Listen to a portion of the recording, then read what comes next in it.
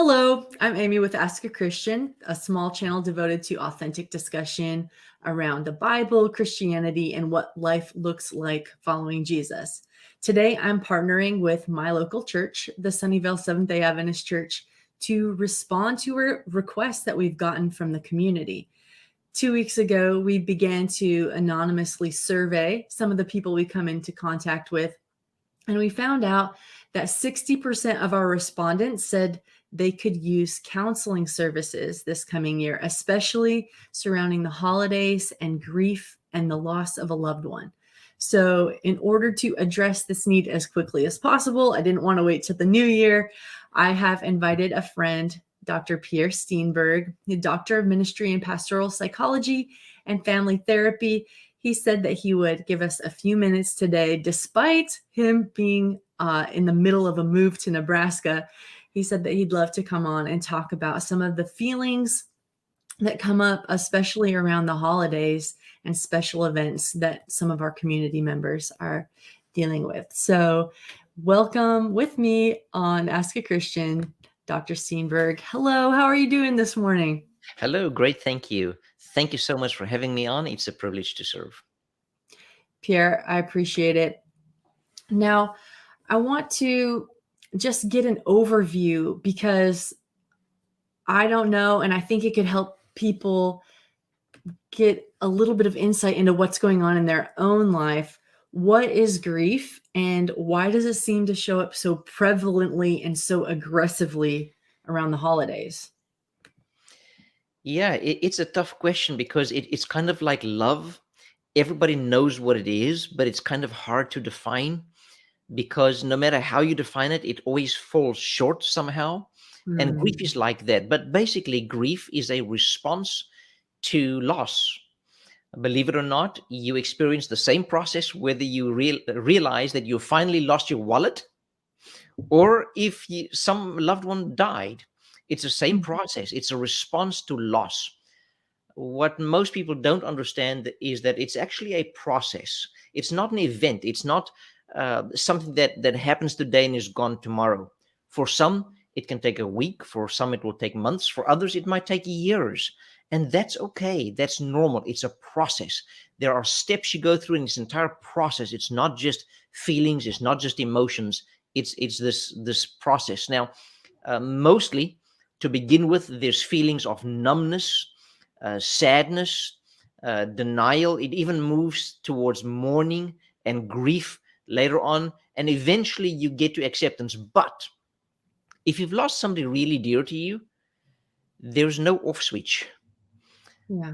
Unfortunately, there's no way to just turn it off and it'll be gone forever. At the end of the day, we simply learn to live with it. We learn to cope. And that's part of the process as well. The second part of your question, why is it so merciless in the holidays? Mm. Well, interestingly enough, it just hit me this Thanksgiving a few days ago.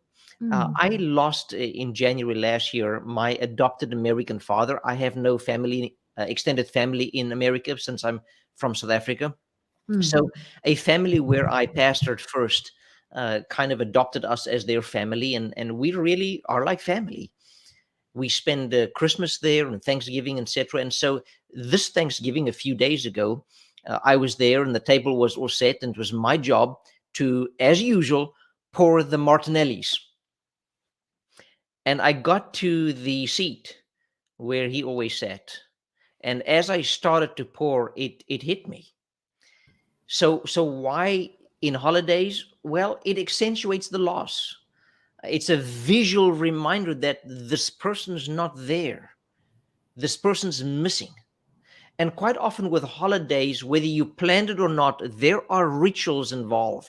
The same person does prayer perhaps, or the same person pours the drinks or says the same, makes a speech at a certain time or whatever it might be. But we have these rituals. And so that person is no longer there to participate. We're used to them doing things and being there, and all of a sudden they're not. And we realize the loss again. It reminds us of this loss yet again. And so it brings back all those feelings of sadness, of mourning, of grief. And so that's why the holidays are so terrible for us, because that chair is empty. Mm. that person is not there, and we see it. It hits us in the face. Wow. Yeah. I'm wondering, I wish that we had time for your full seminar on this. And I'm hoping that one day we can have you back to do several parts of this and get into some of the more nuanced parts that I've heard you share. But what do we need to understand about this process that you're talking about in order to kind of make sense of what we're feeling and maybe some of the behaviors? Maybe somebody has things that are just bursting out of their mouth, or they're acting strange to themselves. What do we need to understand about this process that will help us make sense of that? Sure, yeah. So this process changes over time. Initially, people might be struck with a kind of numbness, some denial. You can't believe this happened. For example, some behaviors that are attached to denial and numbness is you just you're just being. You're not really living. You're not Mhm. necessarily taking care of things. You feel overwhelmed with everything, and there's this feeling of numbness. You're there, but you're not quite there. You're just in that zone of just being, existing. Mhm. A form of denial is also, for example, not getting rid of clothing, not wanting to change a room, um, Mhm. maybe keeping on smelling laundry and that type of thing. Mm. Um, all of that, not getting rid of the voicemail, not changing the telephone answering message. These are all things that subconsciously is a hope that perhaps it's temporary, perhaps they're coming back. Mm. But once again, that's normal. As long as it doesn't go on too long, that's part of the process. Then from there, we typically move on to some anger. We can be angry at the medical establishment for what they could have or should have done. We can be angry at ourselves. Why did we give the kid the keys to the car, or we should have picked up that something was wrong, or whatever it might be. We might be angry if you're a believer at God, that perhaps you prayed and He didn't save the person. So there's feelings of anger that bursts forth. And then Mm. over time, that changes to grief, where we just mourn the loss. We're sad. We miss the person. We might be lonely. Even though we might be with a lot of people, we're lonely because that void is not filled. And eventually, we get to a stage where, as I've said before, we accept it and we simply learn to live with it. We, at that stage, can go back to memories without deep pain. There's always Mm. little pain. But if you go back to deep pain, then you're not really at the acceptance phase yet. Then you're still at the stage where you articulate between grief on the one hand and acceptance on the other hand. So, why is this so difficult for people to manage if it's so reasonably straightforward? Well, first of all, Mm. you can't control the process. To some people, it's short, to others, it's long. Wow. Secondly, we're at different phases of this process. It's not uniform for all people. So let's say that you and I are siblings and we just lost a parent. You, for example, might be at stage 3 grief, where I'm still at stage anger. Mm. Quite often, this happens in marriage as well. When you lose a child to death, the husband, the males, typically tend to be stuck at the anger stage longer, whereas the females tend to move towards the grief phase quicker and stay there longer. And quite often, we misunderstand each other's needs, and we're not there for each other during that time. The conversation in your mind goes something like this. The guy says, "This wife of mine didn't care for our beloved John. Because if she did, she would be angry at the physician. She'll be angry at the drunk driver. She'll be angry at whatever. And the fact that she's not angry at anything tells me that she doesn't care." Wow. But at the same time, Hmm. the wife thinks, "My husband doesn't care and does not love our John, because if he did, he would mourn. Look at him. He's not even crying. He's not even sad. He's not even missing John." And so there's this misunderstanding, and they're not there for each other. They're not um, fulfilling each other's needs during this time, because they're on totally two different planets. And that's part of why it's so difficult to understand this process, because we're at different phases. Here's a few things I'd like to say. Unless your friends warn you that they see something untowards, what you're going through is probably normal. Hmm. It's just pain. It's just painful. Know that you can't control the process. There are things to help you go through the process more thoroughly, may speed it up somewhat, but there's no off switch. And it just takes time, a long time, for some years. You know, that's really reassuring in a way. I know that some people that I've been talking to, they are wondering, they're asking, is this normal? You know, I feel like I should be further along by now, but that's undue pressure, you're saying. They're comparing themselves to someone who went through a phase more quickly than they did. Yeah, this process, even though we know the basic stages and the basic steps, is still different for everybody. Even in those steps, some grieve differently from others. One person might just keep it in and withdraw and become silent and don't talk, while another person tells everybody and cries at the mere thought. So even in the same process, we exhibit the different behaviors as we go through that process. So yes, it is a basic process, but it's not the same for everybody. Hmm. I know that self-reflection at the time of grief is really important for helping people make sense of themselves and communicate what's going on. So, what are some of the questions we can ask ourselves or ask someone who's going through grief to help give them an outlet and maybe provide a safe place for them to talk and heal? Amy, I'm so thankful you've asked this question, because most people, when they come to a seminar like this or want to learn how to deal with grief to help others, they're always worried about what to say. Mm. And there's always this awkwardness. And we stop being friends or being close to them because we're fearful that we don't know what to say, and that somehow we think that we have to have some magical words that will bring comfort. But that's far from the truth. Mm. I love your question, because you're saying that we should ask. In other words, allow them to talk. You don't have to have magic answers or great one-liners or anything like that at all. In fact, I'm in chaplaincy training as well, and have completed my first unit of clinical chaplaincy training.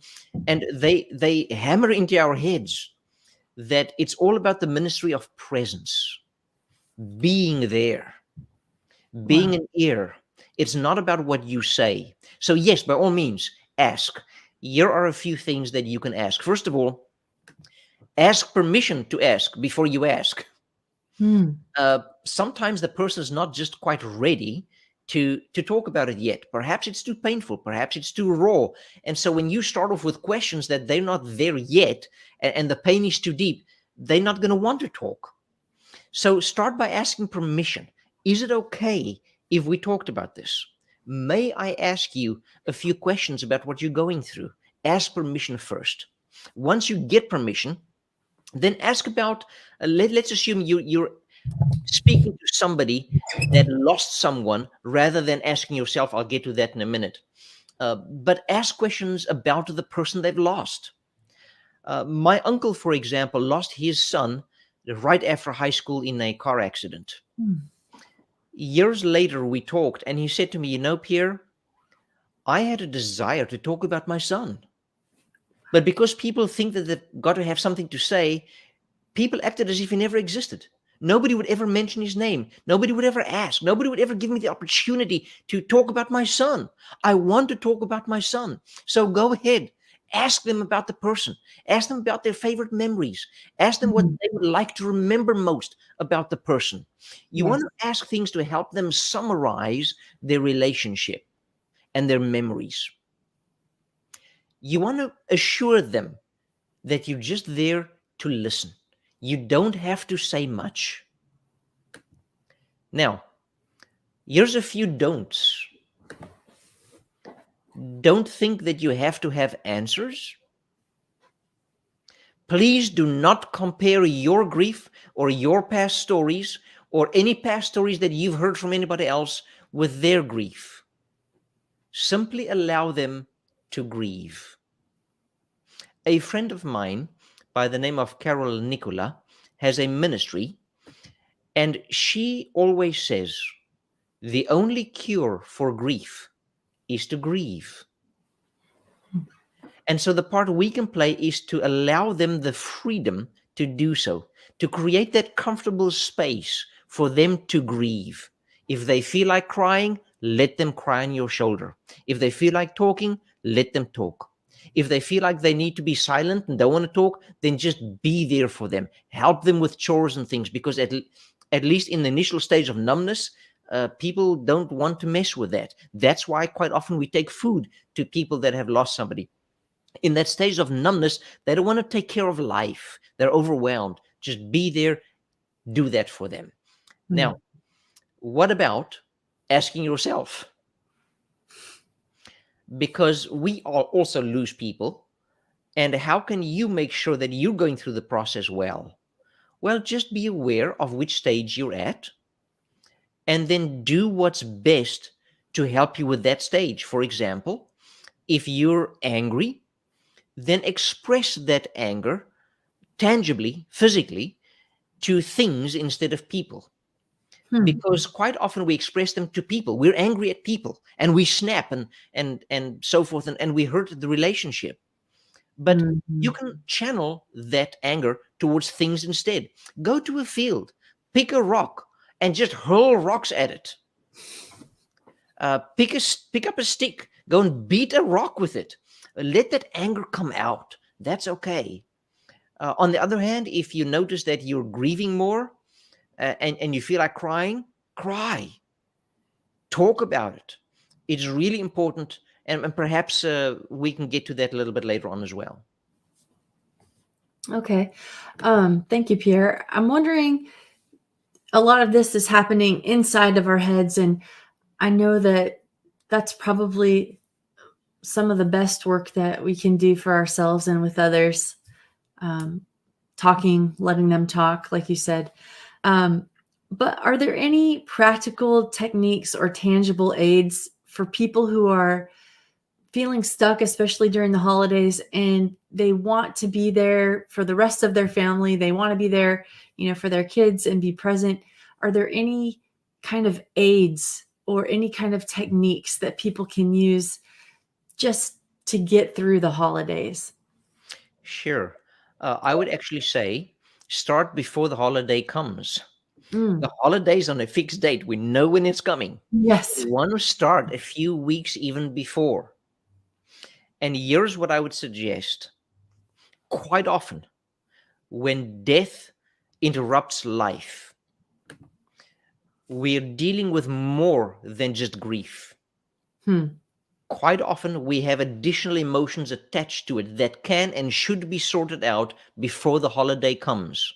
For example, some might feel guilty that they lent John the keys to the car, guilty that they should have noticed that John's cough didn't get better, or whatever it is. And we have feelings of guilt.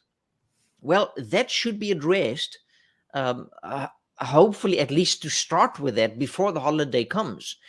You want to minimize the amount of emotions and baggage that we carry, and maybe baggage is a bad word, burden that we carry. We want to minimize that as much as possible before the holidays, because we know additional burdens are going to be heaped on our shoulders when that holiday comes. So go and deal with and ask yourself, what additional emotions am I going through? Am I feeling feelings of guilt? Do I have feelings of regret? Perhaps the relationship wasn't as close as what it could have been. Are there relationships I need to heal? Have we been fighting about the estate and about money, etc.? You want to deal with those things and heal those as best you can, or at least start before the holiday actually comes, to minimize the load you're going to have to bear when that holiday actually arrives. So that's one thing that you can do.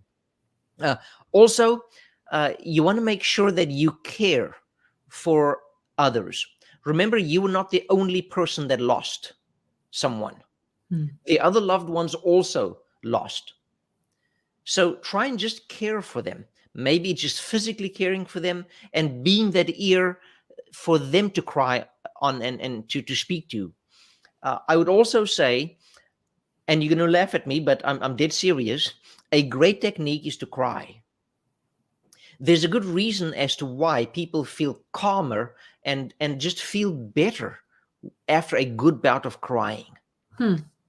There's been some studies, and I know there's been some studies also that have kind of said, well, perhaps we're taking it too far than we should. But there have been studies that have shown that crying secretes cortisol from our body. And cortisol is the neuro drug hormone, neurochemical that riles us up, that gives us get up and go and so forth. And that's why crying calms us down. 45% of men never cry. Give yourself permission to cry if you feel like crying. That's okay. And gentlemen, when women cry, typically we don't know how to deal with it and we just want to run. Just stick around. You don't need to do anything. Just hold and hug. That's all that's required. You're not asked to necessarily cry with them if you find that difficult, but cry if you want to. Permit yourself. Also, you want to be talking about it if you feel up to it. Talking is brilliant for grief. Let's go back. There's a reason why babies can't talk when they're born. Talking is a learned skill. Your brain does not natively work in language and words.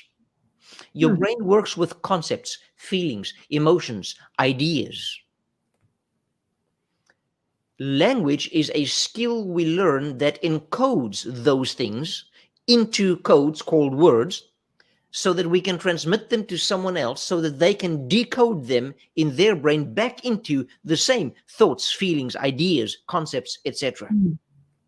So where these emotions of grief, etc., takes place in the brain is more in the midbrain that deals with emotions, whereas the language center of the brain is more to the sides of the head here. It's totally different part of the brain.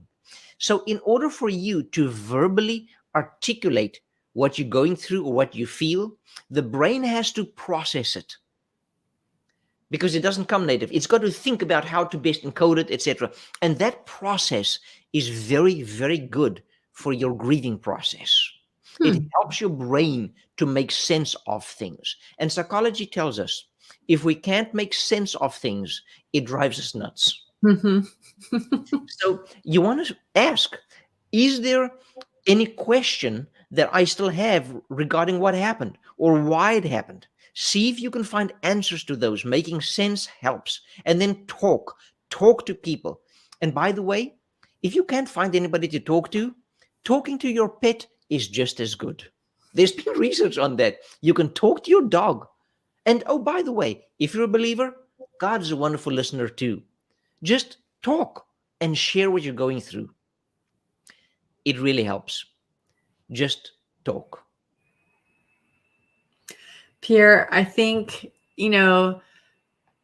all of the people I can think of who I know are going to watch this, I've got a handful who are excited and waiting for this, are women. And they're going to really resonate with the crying part of that. They feel it. They've told me they feel better after they cry. It does help process for some reason. But the gentlemen I'm thinking about are not down with it. They're going to hear you. They're going to believe you. But I don't know if they know how to take action on that. Have you ever talked to a guy about finding a safe place to cry or overcoming some of the stigma that our society has put out and beat into the male mind for the last couple hundred years? Actually, it's not just the stigma and our socialization that prevents men from crying. Many of them, even if you were to pay them to, can't. It just doesn't come. Internally, they're even begging for the tears to come. It doesn't come. So it's not necessarily just limited to socialization, because if that was the case, then surely a guy would have the freedom to drive somewhere with his car and just sit in his car where there's no one around and cry because nobody's going to know, right? But even then, they can't do it. So I agree with you. Many men will just say, I can't. I wish I could, but I can't. And Mhm. that's okay. Then just talk about it more. It really helps. Um, Perhaps let me illustrate it in a different way. Take yourself back to math class in high school. You're struggling with a problem that you just can't solve, no matter how you try, no matter from what perspective you come to this problem, you can't solve it. So what do? You raise your hand. The teacher comes over. And now you're starting to explain to the teacher, verbally out loud, obviously, Mhm. what you don't understand about the problem. And guess what? Halfway through your explanation, never mind, I got it. What just happened? You tried for an hour to solve the problem and you couldn't. And within minutes of trying to articulate out loud to the teacher what you don't understand, all of a sudden you get it. Why? The brain had to encode the abstract thinking into words. And that requires processing. And in the midst of that, and you hearing it, etc., your brain begins to make sense of it. All of a sudden, things click and you got it. So to the guys out there, if you can't cry, that's okay, as long as you give yourself permission to cry if Mhm. you can and if you feel the urge to. But if you can't, talk, talk, and just deal with it symptomatically. If you feel anger, as I say, go and express it to something. If you feel grief, talk about how you feel. Even to your dog, it works. That's so awesome. Thank you so much for that clarification and for your time here with us today. I see we're coming up on the half-hour mark, and I want to ask you before we have to go, um, are there additional resources that you can recommend for those who are wanting knowledge about this process and support and hope during this grieving process? Sure, there's always support groups. Whichever area you're at, if you search the internet, I'm sure you'll find some support groups. Sometimes they're at churches. Sometimes they're groups like Alcohol Anonymous, but just for grief. Mhm. So those groups are very, very helpful. There's something about doing it in a group versus alone that is extremely helpful. You start seeing that you're not alone, that other people are going through similar things than you, and it's very, very comforting. So go and join a support group. You don't have to do it forever, just until you feel like you're okay. Mhm. Secondly, there's always great books. I can recommend a website and a book from Karen Nicola, whom I mentioned before. Mhm. They actually lost their son, and as a result, she started studying grief and became an expert in grief. And so she runs this ministry of helping people with grief, and it's called uh, what is it called? A Comfort of the Day. So if you just Googled comfort for the day or comfort of the day, I think it's comfort for the day, you'll see her resources as well. And then lastly, I want to say if you have a hunch that what you're going through is not normal, especially if your friends and family express concern over you, then by all means reach out to professional help. Go and see a therapist, go and see a psychologist. I know there's some people have a stigma to that as well, but hey, what's the difference between seeing a doctor when you've got kidney disease and seeing somebody else when you've got a thinking disease, or your brain chemicals are not right, or whatever it might be? It's the same thing. Just go and get help. These people are well trained and they can help you through the process. All right.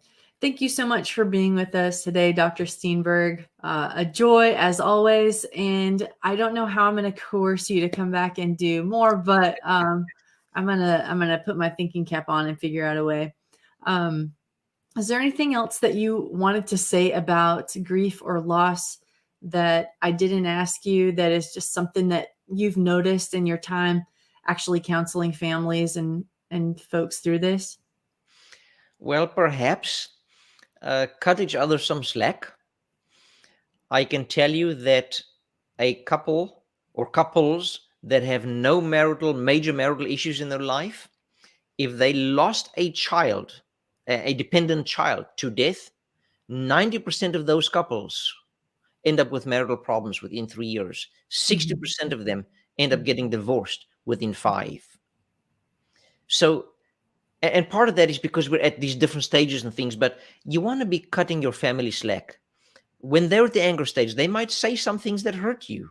Don't take it personally. Just realize it's part of the grief process. Give them some slack. Just allow them to go through what they're going through.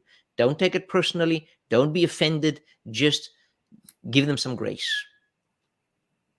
Awesome. All right. Thank you so much. I will put some of the links of the resources you mentioned in the comments, so those of you who are watching can check those out. And thank you again, Dr. Steenberg. I'll see you soon, probably in Nebraska one of these days. Okay, great. Thank you so much for having me. It was a joy to share with you. Thank you so much. Thank you. Bye-bye.